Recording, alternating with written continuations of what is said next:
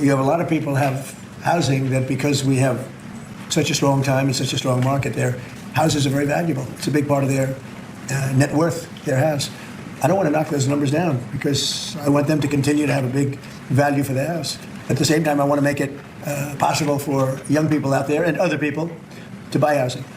In a way, they're at conflict. In other words, you create a lot of housing all of a sudden and it drives the housing prices down.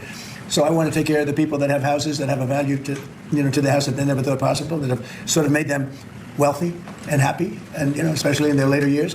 Got to be careful with that. I want to keep them up. At the same time, I want to make it possible for people to go buy houses. So this is Trump siding with the boomers, siding with the people that have all the money, saying like, I don't even really want to build new housing because I don't want to affect the supply and demand. I don't want the net worth of the people who own the houses to go down.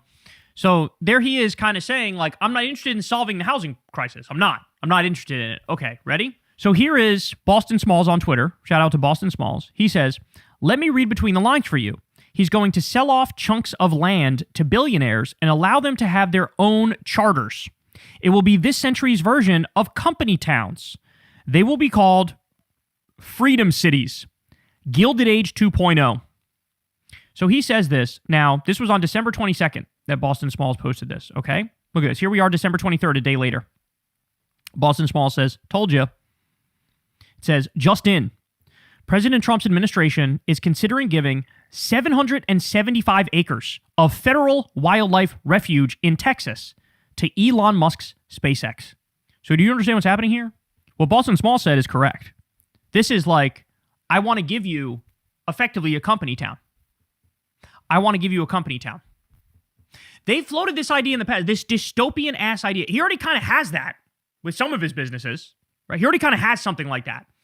But they wanted this with like Amazon, for example. You had state governments floating the idea and local governments in conservative places floating the idea of, what if we let Amazon have their own city? And like the people who live there, they pay taxes to Amazon.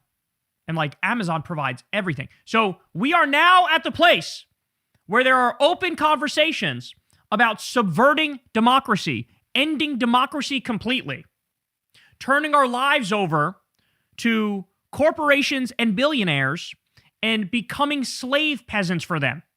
That's what this is. I don't know do people not know the history of company towns? Did they not know the labor struggle history on this front?